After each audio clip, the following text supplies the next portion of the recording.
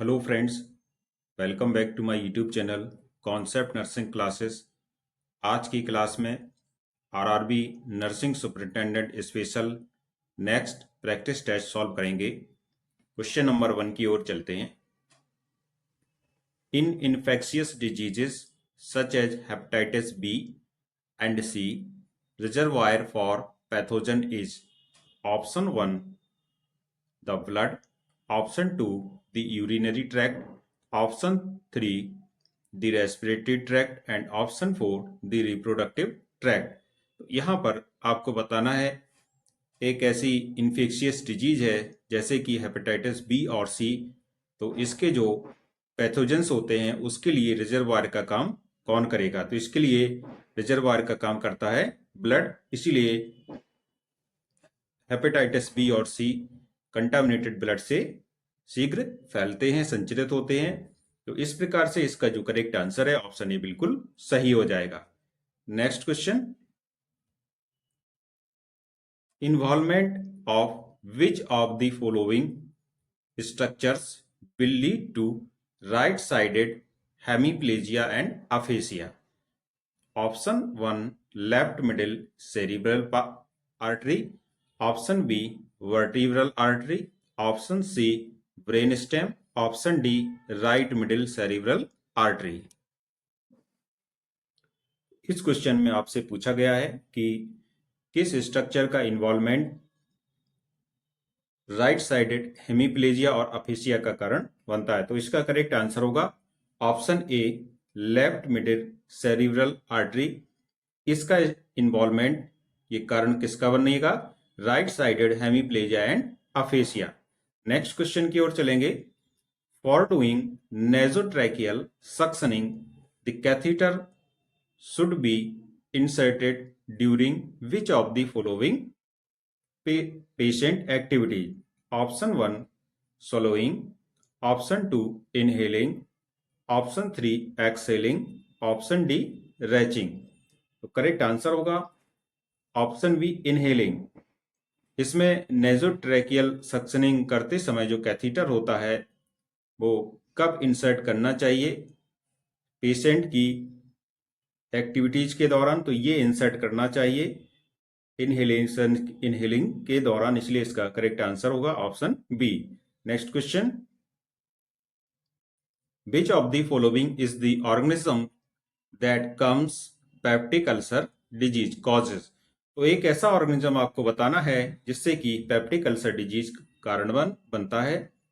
Option 1 staphylococcus, option B corynebacterium, option C helicobacter pylori, option D streptococcus. यहाँ पर जो Helicobacter pylori होता है ये इसका कारण बनता है पेप्टिक अल्सर का, इसलिए सी ऑप्शन सही हो जाएगा। Next question, which of the following is the drug of choice to treat anaphylaxis. Anaphylaxis की जो ड्रग ऑफ चॉइस है इनमें से कौन सी होगी। Option A atropine, option B sodium bicarbonate, option C digoxin, option D epinephrine. तो यहाँ पर एनाफाइलेक्सिस की जो ड्रग ऑफ चॉइस होती है ये एड्रीनेलिन होती है, जिसका की दूसरा नाम एपिनेफ्रीन है। सो the correct answer is option D. Next question की ओर चलते हैं। Which of the following is the earliest manifestation of inadequate oxygenation? Option A vomiting, option D bradycardia, option C restlessness, option D hypotension। तो यहाँ पर जो प्रारंभिक लक्षण देखने को मिलता है जब आपके शरीर में ऑक्सीजन की कमी हो जाए, सबसे पहला लक्षण जो देखने को मिलेगा ये होता है बेचैनी या restlessness. So the correct answer is option C. Next question, the principle of fairness is known as. Option 1 advocacy, option 2 autonomy, option C justice, option D accountability. तो जो फेयरनेस का ये प्रिंसिपल होता है इसको जस्टिस भी कहते हैं, न्याय भी कहते हैं, इसलिए तीसरा ऑप्शन सही हो जाएगा। Next question, the appendix is in option A the left antecubital fossa, option 2 the left iliac fossa, option 3 the right anti cubital fossa, option 4 the right iliac fossa. तो यहाँ पर जो बात हो रही है कि अपेंडिक्स कहाँ पर स्थित होती है, तो इसके नाभि के नीचे, नाभि को केंद्र मान करके इसके स्ट्रक्चर्स इस प्रकार से बनाए जाते हैं। इसमें जो एब्डोमेन का इस ये वाला जो रीजन होता है, इसको द राइट इलियक फोसा बोलते हैं। तो इसलिए इसका जो करेक्ट आंसर ऑप्शन डी सही होगा। इस रीजन में क्या होता है, अपेंडिक्स स्थित होती है। नेक्स्ट क्वेश्चन की ओर चलेंगे। The oxygen cylinder colour code in India is option A black body and white shoulder, option B black, option C green body and white shoulder, option D light blue. तो भारत में क्या होता है कि जो ऑक्सीजन सिलेंडर का रंग होता है, पूछा गया है कि किस प्रकार से होता है। तो देखते हैं कि इसका जो कलर होता है, इसकी जो बॉडी होती है पूरी, ये ब्लैक होती है और ये जो शोल्डर होता है ये व्हाइट होता है। इसलिए पहला ऑप्शन यहाँ पर सही हो जाएगा। नेक्स्ट क्वेश्चन की ओर चलेंगे। FMRI stands for option A fast magnetic resonance imaging, option B fundamental magnetic resonance imaging, option C fractional magnetic resonance imaging, option D functional magnetic resonance imaging. देखिए, एमआरआई आप सभी लोग अच्छी तरह से जानते हैं, इसका फुल फॉर्म होता है मैग्नेटिक रिजोनेंस इमेजिंग। जब बात आती है एफएमआरआई की, तो एफएमआरआई का मतलब होता है फंक्शनल मैग्नेटिक रिजोनेंस इमेजिंग। तो ये फंक्शनल मैग्नेटिक रिजोनेंस इमेजिंग या एफएमआरआई ब्रेन के केमिकल्स का क्या डिसबैलेंस है उसका पता लगाने के लिए, ब्रेन की एक्टिविटी का पता लगाने के लिए एफएमआरआई का डॉक्टर सजेस्ट करते हैं। तो इसमें होता क्या है कि जो भी ऑक्सीजनेटेड ब्लड हो और डीऑक्सीजनेटेड ब्लड हो, उनके बीच में जो मैग्नेटिज्म है या चुंबकत्व है, उसके अंतर को देख करके ब्रेन के फंक्शन का पता लगाया जाता है। इसलिए इसमें जो करेक्ट आंसर होगा, एफएमआरआई मींस होता है fundamental magnetic resonance imaging. Next question की ओर चलेंगे।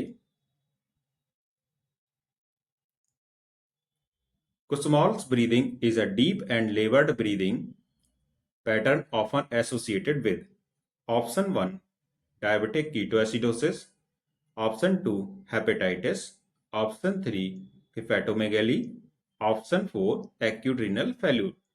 तो यहाँ पर बात हो रही है कुस्मॉल्स ब्रीदिंग। तो पहली बात तो ये जानते हैं हम लोग कि ये जो कुस्मॉल्स ब्रीदिंग होती है, ये तेज और गहरी सांस को कुस्मॉल्स ब्रीदिंग पैटर्न में जाना जाता है और ये देखने को मिलती है कीटो एसिडोसिस। अब ये कीटो एसिडोसिस क्या कंडीशन होती है, इसको भी आपको समझना पड़ेगा। जब बॉडी में इंसुलिन की कमी हो जाती है, जो हम लोग जानते हैं कि इंसुलिन क्या करता है कि ग्लूकोज को प्रोसेस करने का काम करता है। तो इस प्रकार से ग्लूकोज बॉडी के काम आ जाता है और एनर्जी मिल जाती है ग्लाइकोजन के रूप में, कुछ ग्लाइकोजन में कन्वर्ट कर देता है ये। तो जब किसी कारणवश ये इंसुलिन की मात्रा शरीर में कम हो जाए तो ग्लूकोज का प्रोसेसिंग नहीं हो पाती है, जिससे कि जब प्रोसेसिंग नहीं हो पाती है तो ये कंडीशन, इसमें होता क्या है कि फैट का विघटन होने लगता है, फैट का डिस्ट्रक्शन होने लगता है फैटी एसिड्स में, जो अंततः कीटोन्स बॉडी में बदल जाता है। और ये कीटोन बॉडी जब ब्लड में जाते हैं तो इसको कीटो एसिडोसिस बोलते हैं। इस कंडीशन में शरीर में CO2 की मात्रा बढ़ जाती है और CO2 की मात्रा जब बढ़ेगी तो वहां से क्या करता है, शरीर की प्रतिक्रिया होती है, वो गहरी और डीप सांस, डीप एंड लेवर्ड ब्रीदिंग करता है।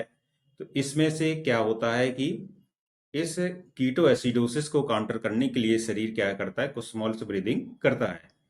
तो ये कीटो एसिडोसिस का मतलब आपको लोगों को समझ में आ चुका होगा कि जब कीटोन बॉडीज किसी प्रॉब्लम के कारण, जैसे कि इंसुलिन बॉडी में नहीं बन पा रहा है या कोई और प्रॉब्लम आ गई है या व्यक्ति कई दिनों से भूखा है, तो उस कंडीशन में कीटो एसिडोसिस देखने को मिलती है। तो इसमें क्या होता है, डीप एंड लेवर्ड ब्रीदिंग आती है। तो इसलिए इसका पहला ऑप्शन सही हो जाएगा। नेक्स्ट क्वेश्चन की ओर चलेंगे। आरबीएस के फुल फॉर्म, आरबीएस के का फुल फॉर्म क्या होता है? ऑप्शन ए राष्ट्रीय बाल श्रमिक कार्यक्रम, ऑप्शन बी राष्ट्रीय बाल सुरक्षा कार्यक्रम, ऑप्शन सी राष्ट्रीय बाल स्वास्थ्य कार्यक्रम, ऑप्शन डी राष्ट्रीय बाल श्रमिक कल्याण। आरबीएस के एक ऐसा कार्यक्रम है जो 0 से 18 वर्ष तक के बच्चों को उनके स्वास्थ्य की देखभाल करने के लिए भारत सरकार द्वारा चलाया गया है और ये रन किया गया था 2013 में और इसका जो फुल फॉर्म होता है ये होता है राष्ट्रीय बाल स्वास्थ्य कार्यक्रम। So the correct answer is option C. Next question की ओर चलते हैं। The natural pacemaker of the heart, heart का जो नेचुरल पेसमेकर है वो क्या होता है? AB node, SA node, Purkinje fibres या बंडल ऑफ हिज। तो बात करते हैं पेसमेकर मतलब जो हार्ट की धड़कन को चालू करने का काम करे, हार्ट को चलाने का काम करे, इसको कहते हैं एसए नोड जो कि राइट एट्रियम में स्थित होता है और इसका जो पूर्ण रूप होता है साइनो एट्रियल नोड होता है, इसलिए इसका करेक्ट आंसर ऑप्शन बी सही हो जाएगा। ऑप्शन अब नेक्स्ट क्वेश्चन की ओर चलेंगे। Short shuffling gait is characteristically seen in. Short shuffling gait का मतलब होता है कि जब व्यक्ति की चाल घिसटती हुई चले, स्लो चाल हो किसी व्यक्ति की और जो भी चाल है जो उसके पैर हैं वो जमीन से घिसटते हुए चलते हैं तो इसको शॉर्ट सफलिंग गैट बोला जाता है। तो ये किस में देखने को मिलेगा? Alzheimer's disease, Parkinson's disease, multiple sclerosis या मिस्थेनिया ग्रेविस। तो ये जो शॉर्ट सफलिंग गैट होता है ये देखने को मिलता है पार्किंसन डिजीज में, इसलिए इसका बी ऑप्शन सही हो जाएगा। What is 1% solution? 10 mg in 1 ml, 1 mg in 1 ml, 100 mg in 1 ml, 0.1 mg in 1 ml। देखिए यहाँ पर बात हो रही है कि 1% सॉल्यूशन क्या होता है। तो 1% सॉल्यूशन का मतलब होता है कि 1 ग्राम कोई सॉल्यूट है ये 100 ml में घुला हुआ है। अब यहाँ पर चूंकि जो भी डिनोमिनेटर्स हैं जो भी यहाँ पर दिए गए हैं न्यूमरेटर्स ये mg में दिए गए हैं, तो इसमें हम क्या करेंगे ग्राम को mg में कन्वर्ट करेंगे तो 1 ग्राम में 1000 mg होता है और 100 ml से इसको डिवाइड किया जाएगा तो 0 से 0 कट हो गए, तो इस प्रकार से 10 mg अपॉन ml आ गया, मीन्स ऑप्शन ए इसका सही हो जाएगा। तो 1% सॉल्यूशन 10 mg इन 1 ml के बराबर होगा। Next question. Spinal cord is continuous with which part of the brain. जो स्पाइनल कॉर्ड होती है ये कंटिन्यूअस होती है किस पार्ट के ब्रेन के किस पार्ट के कंटिन्यूअस होती है? स्पाइनल कॉर्ड ये कंटिन्यूअस होती है option A medulla oblongata, cerebrum, midbrain, pons. तो इस प्रकार से हमने देखा आप लोग जानते होंगे कि ब्रेन का एक स्ट्रक्चर होता है जिसके 3 पार्ट होते हैं। सबसे पहले पीछे वाला जो सेरिब्रम कहते हैं और यहाँ पर एक पार्ट इस प्रकार से होता है, इसको मेडुला ऑब्लांगेटा बोला जाता है। तो इसमें से जो स्पाइनल कॉर्ड होती है इसके कंटिन्यूअस होगी क्योंकि नीचे आप देख सकते हैं कि यहाँ से सिर्फ क्या है, सिर्फ स्पाइन नीचे तक जाती है, तो इसीलिए इसका जो करेक्ट आंसर होगा ऑप्शन ए सही होगा। Spinal cord is continuous with medulla oblongata of the brain. So the correct answer is option A.